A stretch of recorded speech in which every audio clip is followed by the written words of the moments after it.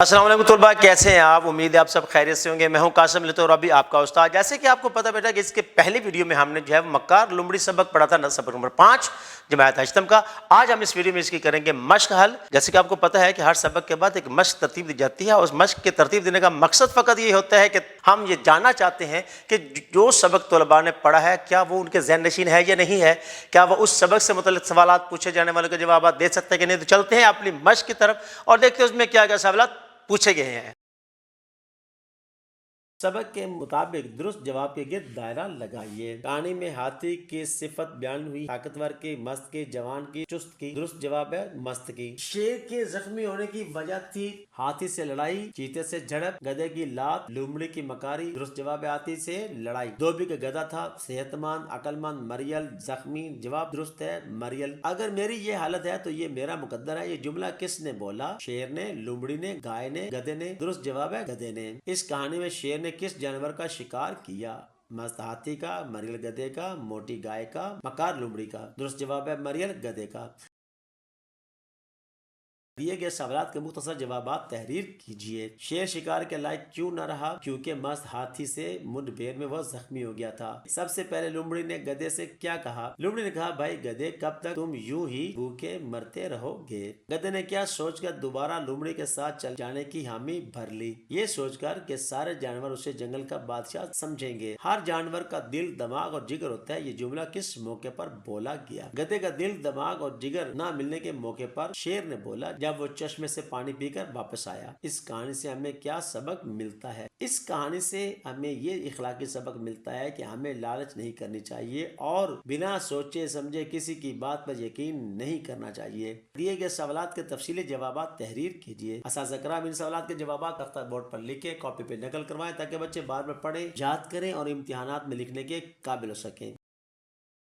زبانی اظہار۔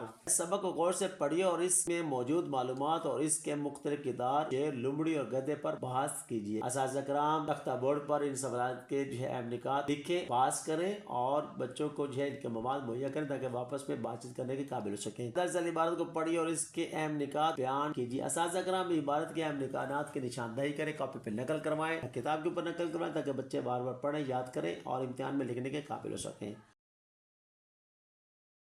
لفظوں کا کھیل۔ دراصل مرکبات اور محاورات کے معنی لغت سے دیکھ کر لکھیے اور اپنے جملوں میں استعمال کیجیے۔ اساتذہ کرام ان مرکبات اور محاورات کو تختہ بورڈ پر ان کے معنی بھی لکھیں اور جملوں میں استعمال بھی کریں، بچوں کو نقل کروائیں تاکہ بار بار پڑھیں، لکھنے کے قابل ہو سکیں اور امتحانات میں لکھ کر کامیاب ہو سکیں۔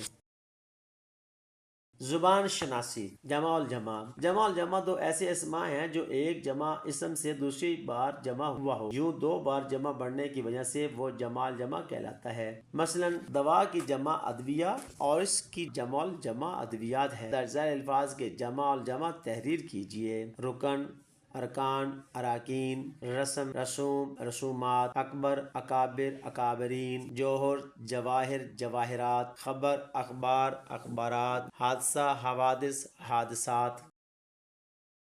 تخلیق کی لکھائی۔ وقت کی پابندی پر 300 الفاظ پر مشتمل مضمون لکھیے۔ اساتذہ کرام اس موضوع پر مضمون لکھ کر تختہ بورڈ پر بچوں کو نقل کروائیں تاکہ وہ بار بار پڑھیں، یاد کریں اور امتحانات میں لکھنے کے قابل ہو سکیں۔ اپنے دوست کو خط لکھ کر چڑیا گھر کی سیر کا احوال بتائیے۔ اساتذہ کرام تختہ بورڈ پر خط لکھیں، بچوں کو نقل کروائیں تاکہ ان میں صلاحیت پیدا ہو سکے کہ خط کو کیسے لکھا جاتا ہے۔ خط میں مافی ضمیر بیان کیا جاتا ہے تو ان میں یہ صلاحیت پیدا ہو جائے اور لکھنے کے قابل ہو اور امتحانات میں کامیاب ہو سکیں۔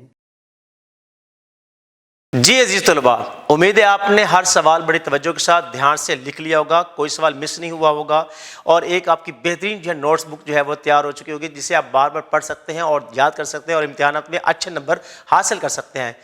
اس کے بعد ہم ملیں گے ایک نئی ویڈیو میں ایک نئے سبق کے ساتھ، تب تک کے لیے اجازت دیجیے، اپنا بہت زیادہ خیال رکھیے گا۔ اللہ حافظ۔